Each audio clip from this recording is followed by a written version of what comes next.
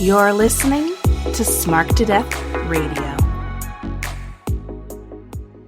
The wait for live pro wrestling is over, and the fight for our first responders has just begun.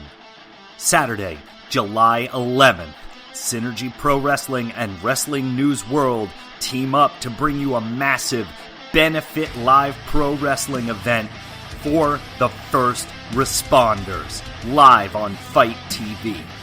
The greatest rivalry in independent wrestling continues as Alex Zane meets Blake Christian in a 30-minute Iron Man main event match.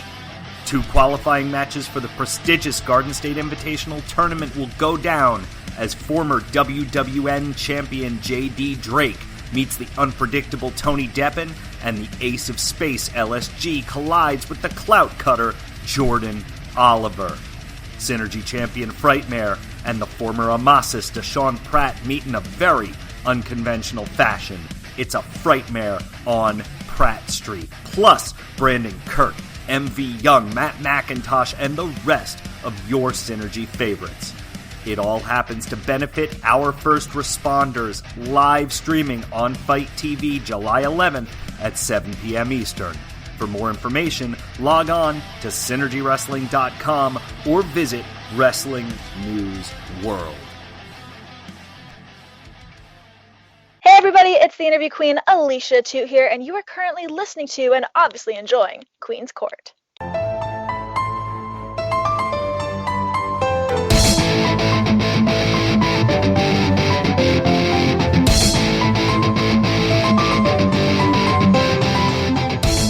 All right, everyone, welcome to this surprise fun Monday episode of Queen's Court with your girl, the Queen of NE. And we're getting a Monday episode because I couldn't wait until Wednesday. Plus, I have something else planned. But I couldn't wait until Wednesday to talk about NXT TakeOver in your house. And, of course, I'm not alone. I'm not. I have a very special guest, long time coming. Super excited to have him. Rob from the Bob Culture Podcast is in the building. Or in the castle, I should say. Yeah. Welcome. Queen, I don't know how special I am. I've had a lot of opportunities to interview some big names and do some great things and work for some great causes with my show, the Bob Culture Podcast, shameless promo. But being on Queen's Court or being on Queen's show, being in the castle, now I know I've made it. And Queen, I've used this on a lot of shows, but I have to say this in the words of Matt Hardy, Sister Queen, I knew you'd come. Yes, honey, I knew you'd come. I'm so excited to have you here. And you're so gracious to have me on your show multiple times. We just had a conversation on your show with some excellent folks all about our predictions for this show. And I was like, you know what? Let's get Rob to come on and let's have a combo about the post show. So we'll do a little tandem conversation today. And I'm super excited. So overall, what did you think about NXT TakeOver in your house on the 25th, anniversary of the In Your House pay-per-view? So overall, and let me say this first, Queen, I know we always put each other over, but again, thank you for having me, but you're a huge part of our show. Like, I don't look at you as a guest anymore. Like, you are part of the show. We super appreciate it. And like I've said on the show, it's not an all-star panel unless the Queen is there. So thank you for being a part of that prediction show. We always love having you. And going back to TakeOver in Your House NXT, I dug the vibe. I think setting the table is very important for these kind of things. I have my Johnny rants. We'll get to that. I have my issues with some of the booking. But as far as the match card, regardless of face, heel, whatever, the booking was very good. I was pretty much satisfied with all the outcomes and the winners. But more importantly, like I was saying earlier, like setting the table is so important, especially in this world we live in today. And I thought they knocked it out of the park, not only with the set and the old school feel, but having that live band performance, which I've been missing so much and has been such a big, important part of NXT, especially. We would have loved to see Bowling for Soup at WrestleMania play Alexa Bliss out to that. Right. That song is awesome, by the way. It is good. But it's so good. But seeing Code Orange live in person, just the production, I'm all about the local band scene here in the Asbury Park area. It gave it a sense of normalcy. I guess, and it made it feel like TakeOver. And I think the crowd, this is the best WWE's been done with the crowd thus far. And this was light years ahead of what they held for WrestleMania 36. I really enjoyed the production and the booking, and just that live band, Code Orange. That just meant everything to me. It sucked me in immediately. Yeah, you know what's really cool about NXT, and I feel like it has been this way since its inception, was it's real indie, kind of gritty, punk rock, underground, like listening to a band in a basement. You know what I mean? That cool vibe.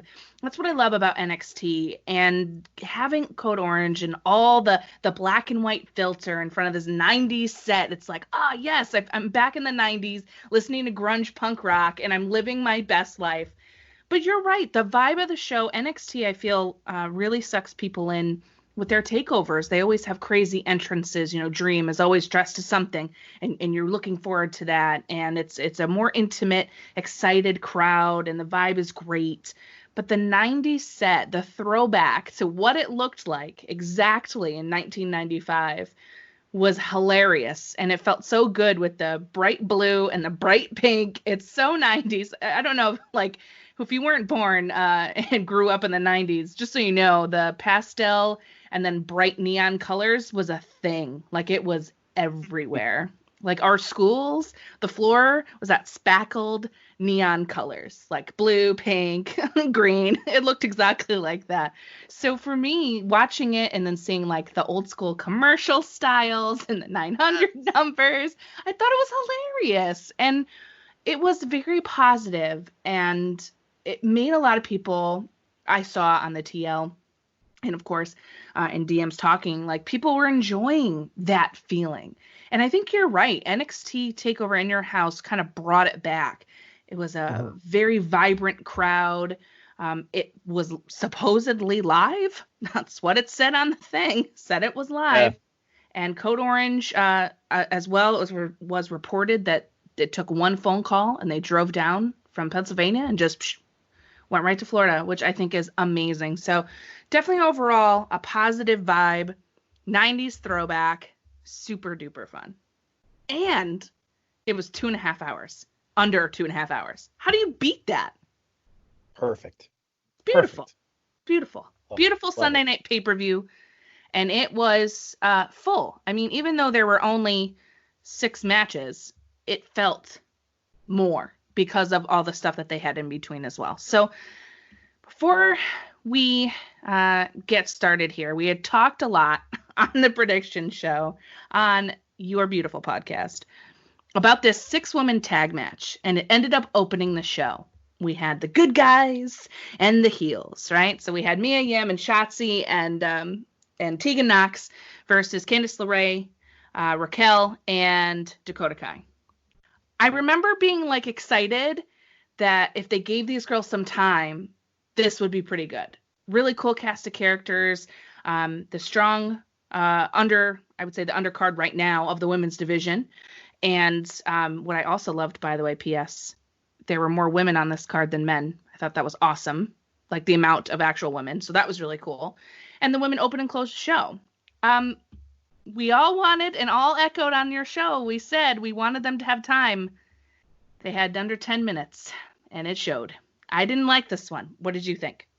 Okay, so I'll agree with you in terms of time. They definitely should have given it more time. That being said, I did enjoy this match a lot, and the women absolutely took over this takeover. Absolutely stole the show. There's your soundbite. There it is. But I really enjoyed this match because I'm riding the momentum of, and I'm more of a fan of the style of like the fast pace, high risk, high flying. Like that's just me. The slower matches, like I understand you need to build and stuff like that, but that's never been my cup of tea. So I really actually enjoyed this match a lot. This is one of the best 6-person matches I've seen in recent memory, definitely in 2020, because it established a lot. I loved, we said on the show, we want to see Shotzi being highlighted. And I like what they're doing with Shotzi. We're seeing more and more momentum for her. She is just phenomenal. So we have that great Code Orange performance, and then Shotzi literally rolls to the ring in the tank, which is just like, yep, I love it. Candice comes down in, her pixie, poison pixie, that's what it is, attire. I thought that was cool. Again, talking about the production, like, I think WrestleMania missed this a lot too this year. A lot of new attires. Like, I appreciate all that. Hashtag wrestling fashion, as you always say. Right, buddy. That's a whole nother podcast right there. It is. I did appreciate that with like the broken wings. I thought Raquel, I keep wanting to say Reina, Gonzalez really was able to establish herself as that powerhouse. I love the spot where Shotzi did the suicide dive or the plancha through the ropes, and Reina straight up caught her. I thought that was a great spot. Then you had Candice doing the reverse back springboard cross body onto all the competitors, the Molly go round from Tegan Knox to the outside. So this is me. Like, I love that style. I love all those high spots. Mia Yim shows that she does not believe in fairies. She wasn't clapping her hands when she was falling with Candice Ray through the garage. I thought that was like a nice little touch. So it kept the storytelling alive. I love the tandem offense between Tegan Knox and Shotzi. Kind of did that tandem Ultimo Dragon type maneuver into the shiniest wizard. So I actually liked it. I do wish they gave it more time, but I liked the pace because we got all these great spots. We got to establish everyone's character. It made sense for the faces to win here. I love the way that they used Gonzalez in this one, who I've seen in at Evolve recently, I guess last year, who is absolutely gorgeous in person, and just super talented. So I actually really did enjoy this match. I'm curious on your thoughts, though, Queen. Yeah, I mean, I really appreciate that perspective. I loved Shotzi in this match. I actually thought that of all of the women in it, she shone the brightest. And that's not a surprise.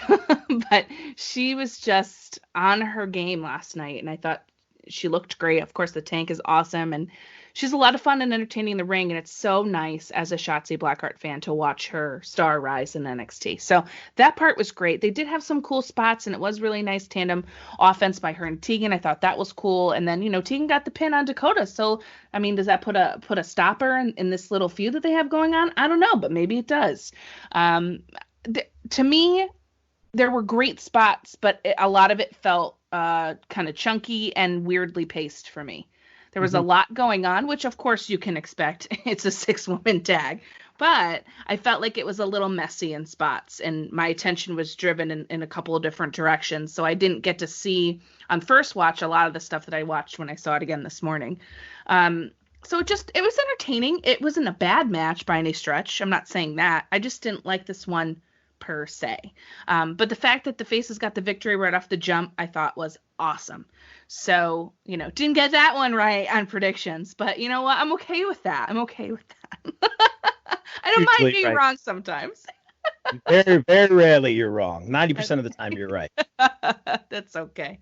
But I'm glad that they opened the show. I thought that was a really smart choice because of how they actually booked the rest of this card. I actually like the way that everything kind of flowed together towards, the final match at the end.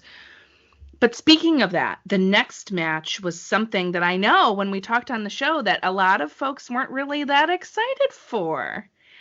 I was excited and I wasn't disappointed. I loved this match between Finn Balor and Damian Priest. I keep having to look at my notes because I want to call him Punishment Martinez so bad. Yeah.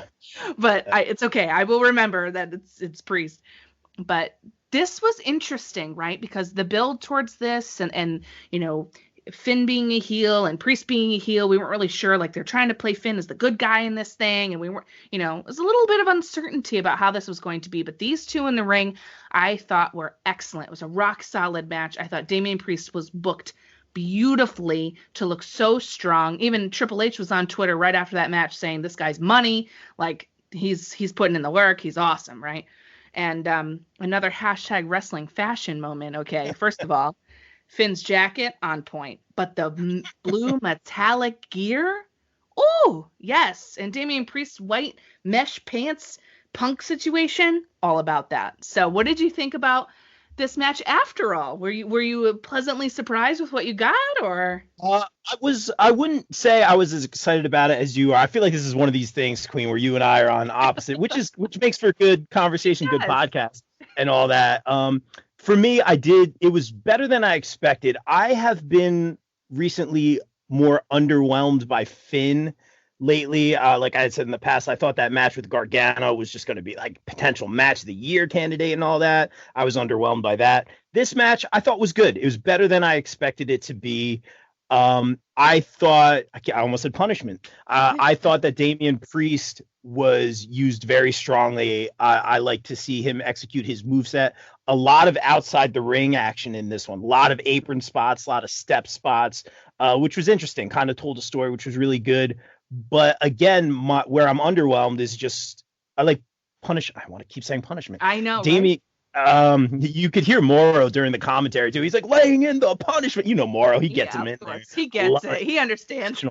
That man is a national treasure. One of the best commentators of all time. But I digress. But Damian Priest gets all these great moves. Really got to shine. Got a lot of the offense until the end. And my only issue is Balor. He has like a lot of those signature moves, and you know he hits his spots, but like he took a lot of the punishment until the end where he hits his running corner drop kick and then the double coup de grace, and that was it. So I would have liked to seen a little bit more, I guess, back and forth. But I think you bring up a great point, and like you're saying, Triple H was showing like it really did get to spotlight Damian Priest, who's been on a bit of a losing streak. So that's a great way to look at it. Overall, I expect more from Balor, but I enjoyed the match. I thought it was good. Yeah, I thought the match was really solid as well. And, it speaks to what I think kind of may happen next with Damian Priest. I feel like he's going to go back in and around the North American title picture. I feel like that's a really good spot for him to be, where I feel like Balor is going to go back to the top area yes. with some other players, which we'll get to shortly. Mm-hmm. I thought it was really good in that it set up Priest. I think ultimately that was my takeaway. And, I do feel what you're saying about Finn, though. I love Finn Balor very, very much, but it's definitely not the same level of Finn that we're expecting, I guess, is the better way to put it. Expectations are just so high for a talent his caliber. But, at the same time, like in a way, he put over Damian Priest. Like, obviously, he got the win and all that. But, he did what he was supposed to do. And maybe my bar was just set so incredibly high like it was for Gargano, Finn Balor. So that's, expectations are everything. It's very true. Sometimes you just gotta change your perspective a little bit. Plus, I feel like I have to constantly remind myself that this is not first NXT Finn. This is not Raw and SmackDown NXT Finn. This is a brand new Finn Balor, right? He's leaning on Prince Devitt from New Japan for sure. But even they are not the same.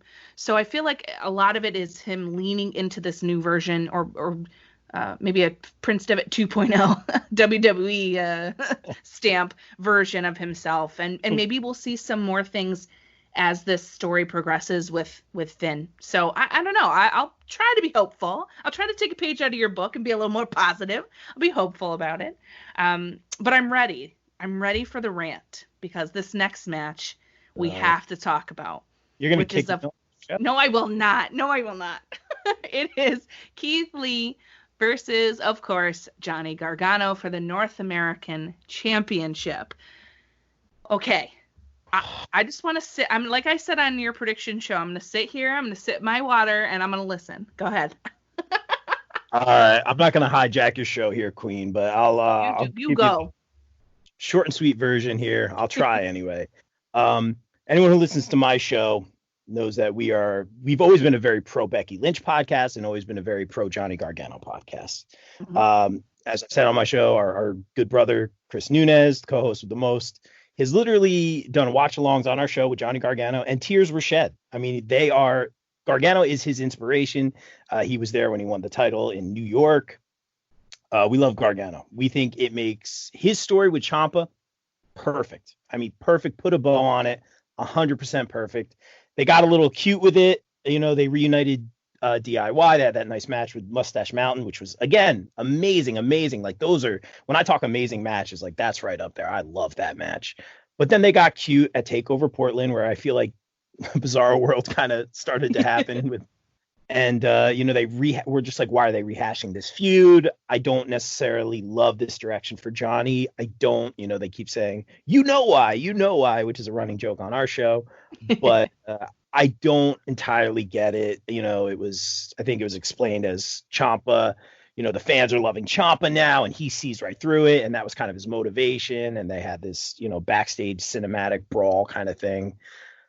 But Johnny Gargano as a heel doesn't make sense to me. I think it's going to make for a lot of great matches and matchups, like him versus Keith Lee on paper. That's just a great match. We're going to see a lot more of him fighting face characters. I think that makes a lot of sense.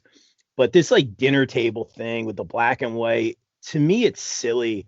A lot of the things, and we'll get to it in this match, kind of hit me as silly. Like in spots were really like people love this match. I'm kind of back and forth on it, but I'll get to that in a little bit. But I just don't understand heel Johnny Gargano. He's the ultimate, not the ultimate underdog, but he's clearly babyface underdog. More than anything, it hurts me that I don't get that Rebel Heart music every time it comes out. This guy is one of my favorites today. If I had to pick my current favorite, it would be him. And I think it also devalues his in-ring performance because of all these, as we said, chicken, like heel tactics that really I feel take away from the in-ring performance. And I think he's just a great storyteller in the ring. I think he has a mixed style of everything, and he's an inspiration. And I just don't, for me personally, get it. I kind of feel like there's a lot of heels on NXT right now, and I can only especially on the men's side, I can only name like one or two like clear-cut faces, probably Keith Lee and I would say Matt Riddle, but now he's been called up. And then you kind of have like these like tweeners, I would say like Dream and Ciampa, even though he's a face, but like not clear-cut faces. So I'll leave it at that. But I can't wrap my head around heel Johnny Gargano, and my Rebel Heart is broken. Oh no, not the Rebel Heart being broken. That breaks my heart. Rob, don't do it to me. It's all right. All right. You know what the thing is? I think his best work is as that babyface. He's so good at it. It's not to say that he isn't good at a heel. I feel like he picks his moments really well. He can ham things up when he needs to. He can be pompous when he needs to, right? He definitely can do it. But I think, like you, I just prefer the other way. I like him better in that Rebel Heart, the Mr. Wrestling, the guy, right? Johnny Wrestling. That's who I want to see. And I don't mind him being a heel right now. I don't like it, but I don't hate it.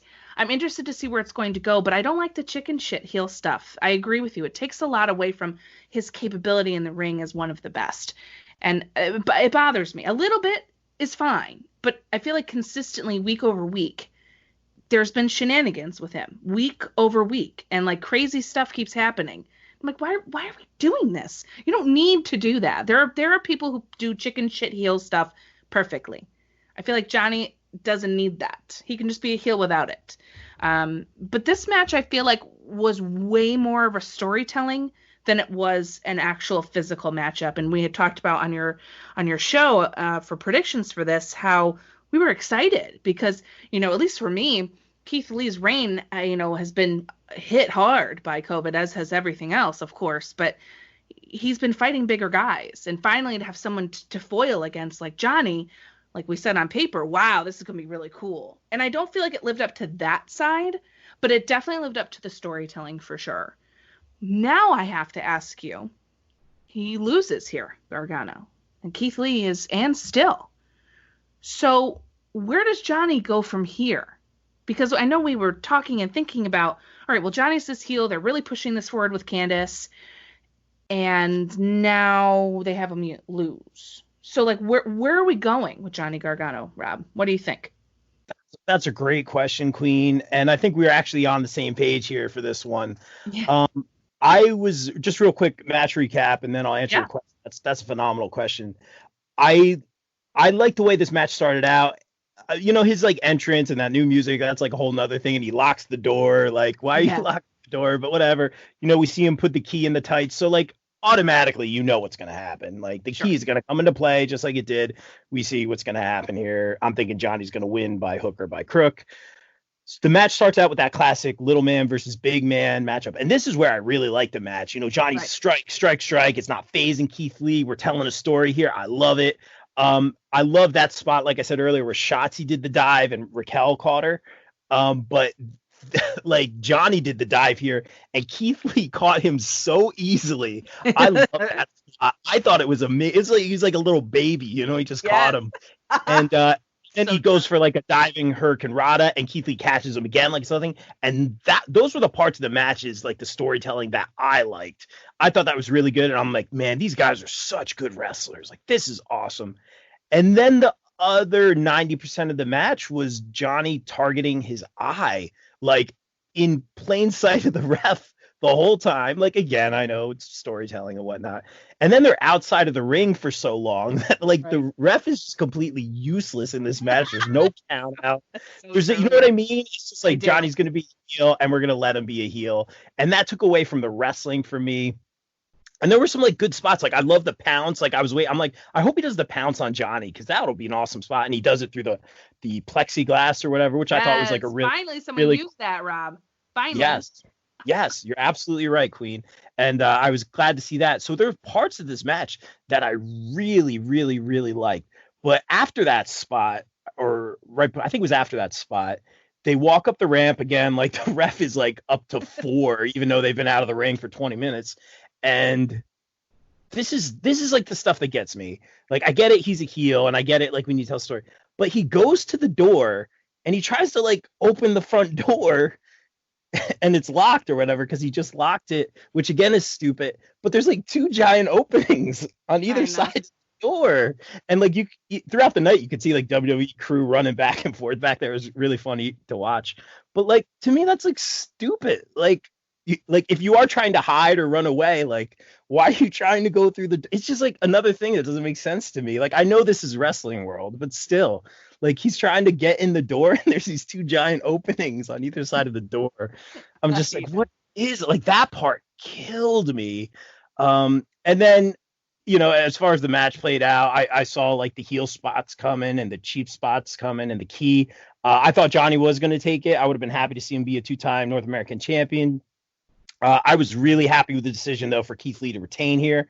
I thought that was great, even though he got the rake to the eye and the key shot and all that. And to answer your original question, where does Johnny go from here? I don't have an answer for that. I think this loss, like he's a good actor. Like we said, I loved his confrontation with Morrow. I thought that was one of his good spots. I think he'll be a great heel. I just don't, like we said, I don't like all these little tactics. I think it takes away from his wrestling.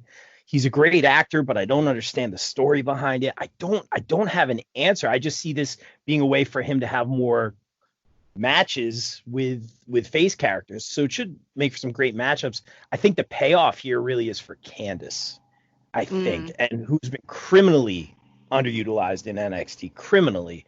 And she has always stolen the show on the indies every time I've seen her. Even when NXT comes to town, she steals the show. Matches with Shayna Baszler and the likes. So I think the payoff here is for Candice, because as you guys have said on my show many times, Johnny bleeds NXT, but he's also done it all in NXT. So I don't know the answer, but I think the payoff here is definitely for the Poison Pixie. Well, I feel like that's a great point because, you know, this match, too, was the longest on the card. I felt like it went a little bit too long, which didn't help anything, I don't think. I think you're right about Candice. Johnny has done everything, and I don't think him going to SmackDown or Raw is a good choice for him. I just don't. I don't think he'll be utilized in the way that he's being used in NXT. I just don't see it. So for Candice, it might be time for Johnny to step in a role to support her, as she's always been supporting him since joining NXT, and kind of being by his side with everything with Ciampa and, you know, then turning, and then, you know, now we have this like evil queen poison pixie vibes going on, little Disney villain vibe, which is great. But I want to see that pay off. I want to see our little cupcake, you know, turn poisonous and get a little crazy. So maybe that's where this is going, and we kind of build up the Mr. and Mrs. Wrestling as a really formidable pair who, there's another formidable pair that we're going to get to shortly that, they may have some confrontation, and that might not be a bad idea. I just think that it's tough for Johnny. He's done everything in NXT. So, where do you put him? What do you do? He's literally won everything.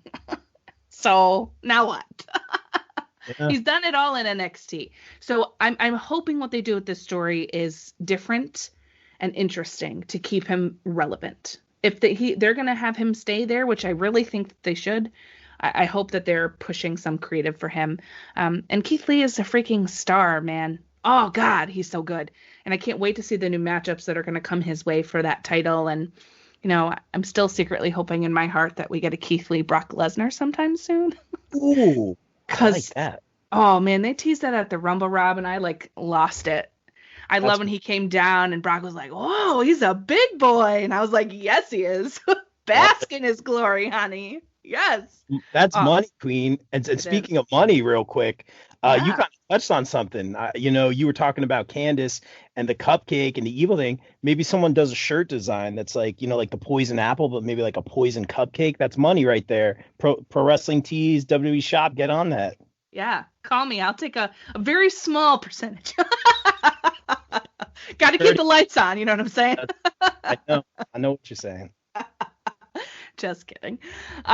So wow. Okay. Well, that was an interesting one, and it led surprisingly, but I'm so glad, into the NXT Championship match between Adam Cole and Velveteen Dream, which of course was a more cinematic style, backlot brawl.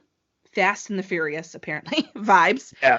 And I'm so pumped that this was put here so the other two could follow it. I have a lot to say about this one. So when it opened up and you see Adam Cole rolling in that monster truck scenario, being 100% heel Adam Cole baby to the exact fullest, I'm like, okay, good. We're setting it up as he's the best. He's going to be undisputed. They're definitely coming in a car. It's going to be dope. And then we get a shot of all the cars with their lights on and the rings in the middle and everything's blacked out and they're on this fake set type thing. But it looked really cool at first. And I was like, all right. It's supposed to be a different type of cinematic one because it won't be really full cinematic because there's commentary. But it won't be a wrestling match either, really. So I'm like, all right, we'll see how this goes. And then comes Dream in on this Lambo, and he comes out, his hair's different, and he's dressed as Negan. And I was like, oh, the walking dream. Let's go. Nice. I was so excited. Full outfit, full vibes. The boots were on point. Bat and everything, throws the bat away, and he's talking trash the second he's out of that Lambo. And I'm like, oh, this is going to be great. Here we go. And we get 15 minutes of this match. And right at the beginning, I thought it was good. And then it started to take a turn for me. The sound that they had running through that entire thing was so aggravating. I thought they turned the sound volume for the background noise way too high. So it made it difficult to kind of focus on what we were supposed to be watching. And other than the spot where Adam went into the windshield of the car, I really didn't like the way that this went. You knew Undisputed was coming. That wasn't surprising. I lied. The only other spot I liked was Dexter Lumis coming out of under the ring to get Undisputed. That made me happy. But I actually didn't like their chemistry in this at all. I feel like these two guys suffered a lot from the quote-unquote cinematic spin that they put on this match. While they're great characters and they can do things, their vignettes and videos, they talk a great promo, they do all this stuff. This type of match didn't really suit them. I don't know what was going on, but it wasn't like you thought it was going to be. And I think too, the past couple TakeOver NXT championship matches have been out of control good. Out of control good. Some of the best matches in wrestling history with Adam Cole and Johnny Gargano, period. And then we get this one and I'm like, ooh. And I think it also suffered too because we've had so many cinematic matches and the two in NXT haven't lived up to the ones they've done on Raw and SmackDown or at Mania. It's not, or their other pay-per-views. I just don't think it was as good. Like the Money in the Bank one had a lot of really funny spots, and it told a good story. A little cheesy, but it told a good story. This one I felt like, what's the story here? I didn't get it. I would have loved to see Adam Cole dressed as Rick Grimes. That would have made me happy with the cowboy hat as the foil to Negan, right? But Rick's the good guy and Negan's the bad guy. Like it was a lot of disconnect for me, Rob, and I can't figure out really what it is other than what I've just said. But something about it, I really didn't care for it. There were parts that I liked, but honestly, I was sitting there the whole time going, oh, I wish they were just in the ring fighting. What do you think? I think we're on the same page here for the most part, Yeah. Queen. I definitely agree with you. If you want a real, heartfelt opinion on this, I don't know if you saw Anthony from Smart to Death. He did a whole rant about this match. And I mean, he compared it to a certain kind of sandwich, and he went into description about the bread for that sandwich, and he did not like it. I will put it that way. He did not like it at all. It wasn't my favorite, but I did not hate it as much as he did. Yeah, same. There's an interesting take for you. So shout out to Anthony over there at Smart to Death. But I'll say this, I see the place for this kind of a match with everything going on in the world and, not able to have these full arena shows. You're going to need something different. It makes sense. My issue was I really wanted to see a good wrestling match, even though, we have good wrestling matches throughout the night and TakeOver. But as I said on my show, the last time they fought for the title, the match started at 9:52 on a regular episode of NXT. So it was an 8-minute match. It was a good match for the NXT title, Sure. but 8 minutes. So they're hitting all the big spots early and the pacing feels off and it feels rushed. So I'm expecting this to be the really big, good one, even if it is a backlot brawl. And I think you said it perfectly. Outside of the spot where he went through the car windshield, it almost reminiscent of Edge Orton a little bit in terms of again, I like a quicker pace, but just the walking around and walking down the street and Cole trying to open every door and hiding and peekaboo and all that kind of stuff.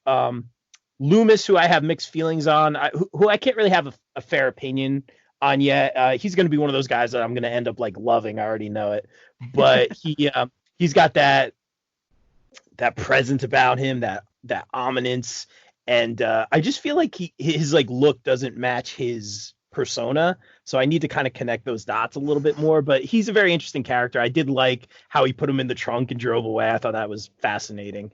And the other spot I did like, so the windshield spot, and I thought this was a cool spot, and where I'm talking more about the wrestling, Cole did a Panama Sunrise into the Dream Valley Driver. I thought that was very cool, interesting reversal. It was and it just went around. It was quick.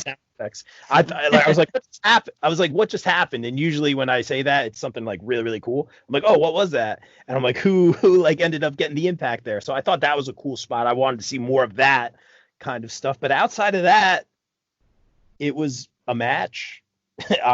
I'm glad, when it was, I think it was the fourth match on the show, maybe third or fourth. Yes, I think it was the fourth match on the show. And in my head, I'm like, great. I hope the women close the show. I'm so excited for that match. And after watching that match, I was like, yeah, this definitely should not have closed the show. So it was a match. There was stuff happened. I'm glad Cole retained. Yep. But nothing, for that amount of production, I love the lighting. I like the vibe. I just expected a lot more. So it was a match. It was a match. It's a great way to put it. It was something. I definitely didn't hate it, but I didn't love it. And when you're used to seeing NXT takeovers totally kill it, this was hard. I was like, ooh, this was a misstep. But that's all right. I mean, it happens, and that's fine. So let's put that to bed and move on. The only thing I'm interested in now, really, is that now that Dream has lost and is not allowed to challenge for the championship while Adam Cole is champion, I'm interested to see how they're going to book Dream. I'm wondering if his character is going to change a little bit. I'm wondering if he's going to be a more introspective, different, sadder version of Dream. And I wonder how they're going to tell this story and where ultimately he's going to go. I wonder if he's going to have to like kind of bootstrap it and go to the bottom and come back in order to regain another shot when Adam Cole eventually will lose this title.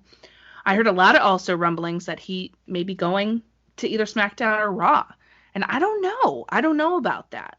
But I think what's next for Dream is an interesting conversation. And I think they have an opportunity to tell a really compelling story. Yeah, I agree. It's hard. He's such a unique persona, unique character on the show. You know, we always talk about true faces and true heels. You know, he's a face right now, but he's doing a lot of the heel stuff with the tights and what he puts on his gear, the way he provokes the UE and all that kind of stuff. So they could do anything with him. You know, was it Bill or someone on our show said he had the potential to be like a Rock caliber Yeah, I think that was Bill. I'm pretty sure. I think that was Bill. Yeah. So he's got all the potential in the world. You know, I always think of him as Patrick Clark from Tough Enough, arguing with the people that didn't know about WWE. He's like, well, you should know, and like all that kind of stuff. Like that's the way I always think of him. But he's really made this character something interesting, something unique, and you know, they could, you know, the world is his oyster. If he does everything the right way, they could do anything with him. So it'll be interesting to see if he embraces more of that face role, or maybe, you know, like you said, we see more of a maybe depressed or taken back, maybe leads him to more of a heel kind of Dream again, which I could see happening. The way NXT's been, we just see a lot of back and forth. It'll be very, very interesting to see. My gut is that we're just going to have an episode of NXT and he's going to go out and fight like Cameron Grimes and we're going to pretend like none of it ever happened, but we'll see. That could be. That could very well could be. But I guess we will have to tune in and find out. I think the most impactful and exciting and highly anticipated thing of this pay-per-view from NXT was the debut at a TakeOver of Karrion Kross with Scarlett. Seeing him come out at a TakeOver to face Tommaso Ciampa, one of the cornerstones of NXT, right? And Ciampa's a face. LOL. So funny. I find that hilarious. I agree. I just do. He's such, and it's the exact opposite with Gargano. I prefer Johnny as a face, and I prefer Ciampa as a heel. Period. It is what it is. Ciampa reminds me of like Kevin Owens. Like, yeah, he's a face, but he's still Tommaso Ciampa, I guess. But this is his debut here. Killer Kross, as we know him, Karrion Kross now, coming in for a takeover. He's facing Ciampa. You know stuff's about to go down because the way that he's been booked since his debut. His entrance on NXT when he debuted on Wednesday night was the most unbelievable thing I've seen in a long time. In a world in NXT where the characters, I feel like the stories are a little bit less, this is a true character that is being born. Like they are the fallen prey, and Scarlett singing the song, like literally singing the song and then lip syncing the song in the ring, and her outfit. Oh my God. Woo. Wrestling fashion. My God, wrestling fashion. Good Lord. You know, and his imposing presence and their expressions and the way that he carries himself and then runs through people week after week on NXT. Man, they're putting a rocket to this man. And I don't think that's a mistake. Sometimes I feel like they push people down your throat too fast, too soon. This is not one of those cases. I think he belongs at the top. I don't think that we will exit 2020 without him having a belt. I just think it's going to happen. I can feel it. This is a big, imposing, talented man. And the way that he is engaging with the NXT audience through the camera and engaging with the NXT wrestlers, I feel like is on another level. The fact that he ran through Tommaso Ciampa in 6 minutes and 10 seconds and submitted the man. Woo, child. I mean, come on. That's Tommaso Ciampa. That's not someone in the back. That's not as you say, you know, people say a jobber. That's not anybody on the mid card. That is Tommaso Ciampa. This is a massive statement. Massive. And I was so excited. I loved this match. I thought it was really strong. I do wish Ciampa got a little bit more offense in. because he is Tommaso Ciampa. So like, give him something. give me a little, because he's the guy. So if you're gonna have someone run through him, you still have to have Ciampa put up a fight. In my opinion, that's what I think. But overall, the submission I thought was great. Scarlett on the outside was great. The way they interact together. I mean, they've been the Killer Smoke show for a long time, so they got this stuff down. But I just feel like this debut at a TakeOver, one of the best in recent history. Yeah, absolutely. Queen, we are 100% on the same page for this one. Talking in terms of carrying, I still want to say Killer Cross. Carrying Cross, I got to cover his debut on NXT for the site, for popbreak.com, shameless.com. And then I covered the pay-per-view last night. Article's probably up right now. Shout to Bill for putting that up. What else can we say about this? I use the word perfect. That entrance, just we haven't even talked about the match, just the entrance. I know. From his debut, even that, the camera angles, the smoke, the lighting, Scarlett, the wrestling fashion, the mannerisms. Already one of the best entrances, and this is in front of, like, especially when it started NXT, like essentially no crowd. Now, like last night we had a crowd, but I mean, imagine that in front of a crowd. I mean, the Twitter was breaking for his entrance when there was no crowd whatsoever. I could go on and on about that entrance, the blocking, the pageantry, the theatrics. Oh my gosh, perfection, perfect. He comes out now, as Bill said on our show, he thinks this is going to be somewhat of a squash match. I'm just like, but it's Ciampa, like former NXT champion, the Blackheart, aside from Shotzi, of NXT, the Chrome Heart of NXT. He was in that title picture. He wants to get Goldie back, and to have Cross come out and beat him, as you said, in 6 minutes and 10 seconds, all offense, nothing but suplexes and powerful kicks. I think Ciampa got in a running knee when Cross was caught in the ropes, hit a Willow's Bell, almost hit a fairy tale ending. And outside of that, I don't think he got any other offense in the whole match. Nope. I won't say I'm shocked, but I was surprised to see Ciampa go down without more of a fight, like a little bit more of a fight, because I was excited for this match. And again, I don't have a problem with it. I think it makes a lot of sense. I see if Dream does get the title, or Face does get the title moving forward, Cross is the guy that comes in there, chokes him out, locks in that cross jacket submission, and new NXT champion in minutes. He's going to be a force to be reckoned with. This guy, and I could say great things about Ciampa. We love Ciampa, but I think this is a little, not a passing of a torch, but kind of like showing what Cross is going to be moving forward. Like you said, you wouldn't be surprised to see him with a championship by the end of 2020. I wholeheartedly agree. This is a guy who is disciplined in the ring. He has respect for the business. I think we've all met him personally. So very well spoken. As Bill says, he must moisturize because he has a very, very smooth handshake. He does. And, this guy is the real deal. I remember speaking to him and saying, he beat up my friend, Serpentico, who you see on AEW. And I'm like, you beat up my friend, man, but like hell of a match or whatever. And, he stopped and talked to him for a couple minutes, gave him a fist bump, and just like really respectful, chill, well-spoken dude who respects the business, and the sky is the limit. This was, this match is what it needed to be. I don't have a problem with Ciampa losing so quickly. I would have, in a perfect world, I would have expected a little bit more offense from Ciampa, but it makes sense. And, the sky's the limit for Karrion Kross.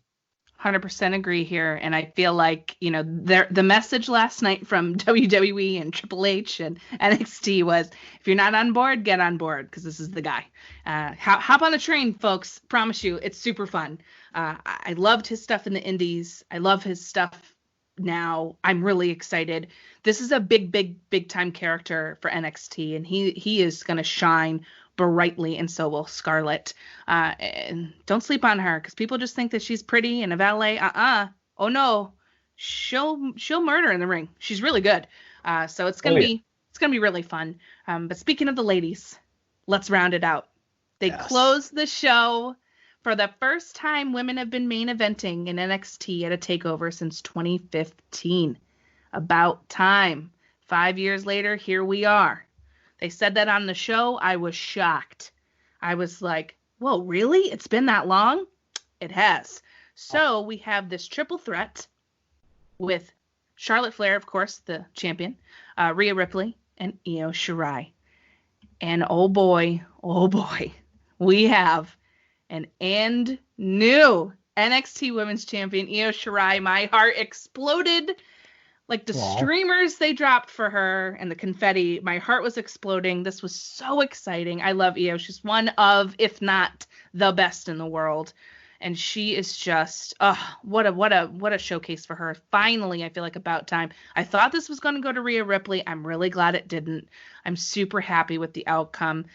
Overall, I thought it was decently solid. I think that Charlotte and Io don't have the best chemistry, and that showed here.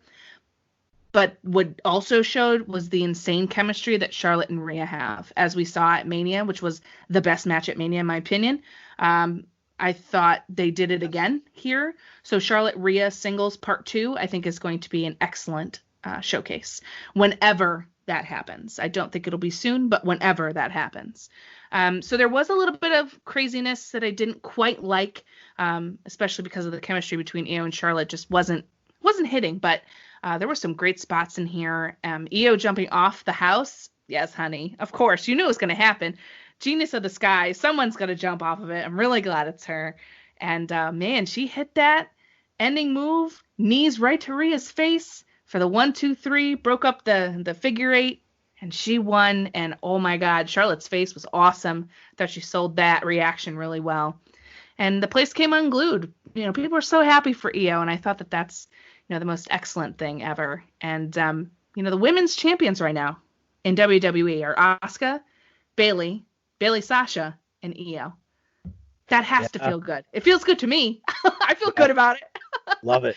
I'm loving it. And, you know, I wish this was a little bit better. I'm going to say that. I wish it was a little bit better. But in the end, I don't care because I woke up today and Io Shirai is the NXT Women's Champion. So, like, I really don't care. What did you think? Well, in the words of the great one, The Rock, I'll say this. Finally, we have Io as the champ. And we've also been a very big pro Io podcast. I loved her tributes to Rey Mysterio, my personal favorite, as the face character. In fact, it's an interesting question. I'll ask you this, but like, moving forward, like, is Io a face now? So that's something to think about. But even Killer Cross, going back to that, like, is he considered a face or a heel? So it's interesting. Again, we can have that whole face heel conversation. But I'm so happy for Io Shirai, new NXT Women's Champion. She got the chance to showcase everything in her arsenal during this match. I love one of the best springboard drop kicks you will ever see in the business. And then, you know, the roof is literally on fire because Io jumping off the top of that house was perfect using the set. Even when Charlotte threw Io through that little window, the whole show, I'm like, I hope someone goes through the window. So that made me happy. Rhea could have used a little bit more of a spotlight in this. She hit that riptide off the top turnbuckle. I do think she needs another finisher. I know I'm all over the place here, but just breaking down the match. Go for it. I do like her submission move, the prism something or other. But her riptide slam it needs some sort of finesse or something, or like a spin, like an F5 or so. I don't know. It's just kind of like, you know, when you lock in that triangle choke and they pick you up and they slam you down. It just needs a little bit more. But that was a vicious move off the top. Charlotte was dominant very, very early, got to showcase her power, didn't make her look weak at all. The double spears. The beginning of the match, she was woman handling the other two opponents. So I thought that was cool to see. But Io got to hit all these great spots. And as far as the ending of the match, again, this is just nitpicking. I love the match. This was the perfect match to close the show. This was the right call for Io to win. I thought Rhea for sure was going to take you here, but I'm so glad Io just got this title. The streamers were the icing on the cake, the confetti for the Josie Judas, as Mauro always says. Yeah. And my one nitpick here, and again, this is just nitpicking, when she hits that moonsault, she lands on Rhea's face. Well, I'm just like, ooh, like that was rough. But how does that break up the figure eight. And again, this is nitpicking, and I feel like I feel like I shouldn't even say it because I feel like No, I'm it's ruining okay. it. It's true. She hit Rhea, not Charlotte. That's true. It's like the way maybe it was supposed to be. And again, like it could have been just like Charlotte didn't realize or get there in time, like you said, the facial expression, the storytelling. So that's probably what it was. I shouldn't nitpick too much, but I thought maybe it was supposed to be reminiscent of like Jeff Hardy, Triple H, Edge, where Triple H hit the pedigree on Edge. He's pinning Edge. Jeff hits the swanton onto Triple H, pins Edge as Triple H rolls out of the ring because they both get hit by the swanton bomb. So I thought maybe that was supposed to be kind of the ending. Mm-hmm. Maybe, but I mean, it's hard to hit that moonsault, and they were kind of in the middle of the ring too, so she can fly, the genius of the sky. I couldn't be happier. That's just nitpicking. I really enjoyed this match. I thought the women, as I said, stole the show here. This was the perfect call to end the night. And just like we said earlier, you set the table perfectly with the live band, the old school feel, and you go out on a high note. You get those bookends, and that's what makes a great show. Congratulations, Io Shirai. Yeah, big time congrats to Io. This is a huge moment. Loved the bookend, and we ended with lots of color, which was perfect given the fact that the beginning was black and white. It's the little things with NXT. There's stuff that they do that you're like, it's probably not intentional but cool. And there's other things I feel like they make really cool choices on that I love the way they make NXT feel. And what a feel good moment, and everyone is so excited for her. And I'm excited about her future. I'm excited for the matches we're going to get. I want Io Candice. I can't wait for that to happen. Now that Io has the title, that's going to be a big deal. I think Io will be Io. I think she'll be face in some situations and heel in others. I think the evil craziness is just going to kind of be her vibe, and it's whoever she's facing, is she's just going to be herself. I think that that's probably the best that they can do with it. I think it would serve her character well to embrace that evil Io, but like more like crazy than evil, I guess is the better way to go. But NXT Women's Division is super strong and has a really bright future, and I'm excited to see how they're going to book this from now on. Charlotte, of course, this evening will have a match for the title versus Asuka, so we called that one, didn't we, Rob? We said she was going to Raw to fill the void, and she's going to Raw to fill the void. So I'm not surprised by that. I think that she did a lot of great work in her short time in NXT in terms of, she really wanted to work with some of the younger talent, and I think that that's awesome. I think that's commendable, and she's one of the best that they have, if not the best, other than Io and Asuka. So it's awesome. I think it's good stuff. And overall, I'd say it was a really solid pay-per-view. Is it going to be in my top 5 favorites? No. But I think it was super enjoyable overall. And the stuff that, I didn't really like isn't a huge deal. I wasn't, sad or upset. I just didn't like certain parts. And overall, though, it's a takeover. And it had a feel-good vibe. So. Yeah. Absolutely. I completely agree with that. I think, I didn't think we were going to be on the same page for a lot of stuff, but I think we're kind of having the same vibe here. Outside of, again, I won't go on a rant, but outside of me being Rebel heartbroken, that Johnny heel turn, I just don't get it.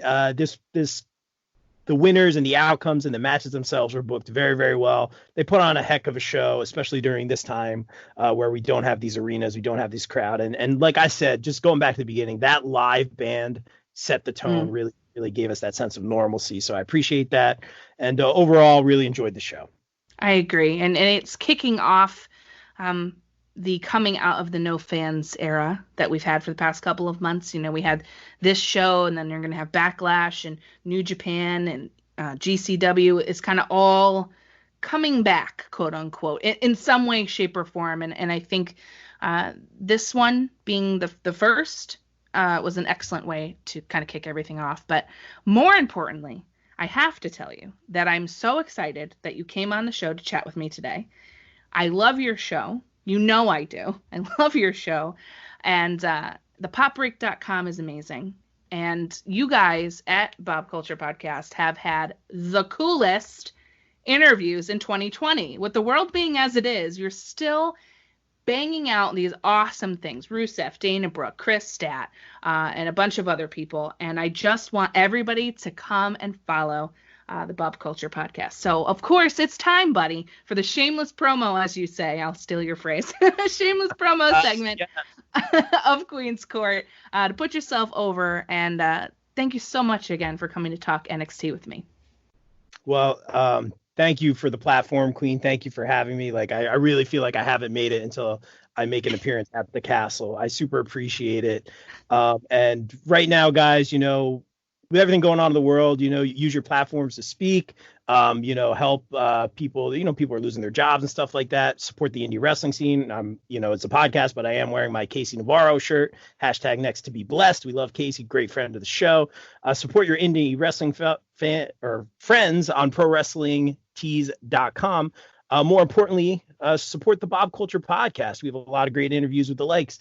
Here come the name drops, Queen, of Jake the Snake, Jim Ross, Velvet Sky, Summer Rae. We have even had a Ghostbuster on the show. That's right, Mr. Ernie Hudson Winston Zedmore from the Ghostbusters. That is just like a childhood dream come true. Check out our interviews on thepopbreak.com. I'm a senior editor over there. We have had the likes, as Queen has said, of Dana Brooke, Rusev, and the man, the myth, the legend, Mr. Kurt Angle. What an opportunity that was. So check out all those great sites. Follow me at Bob Culture Pod on Twitter, at the Bob Culture Podcast on Facebook and Instagram. And more importantly than all that shameless promo, follow the Queen, because absolutely, Queen, since your very first episode, you've been going, a little over a year now, you have made your mark on this internet wrestling community.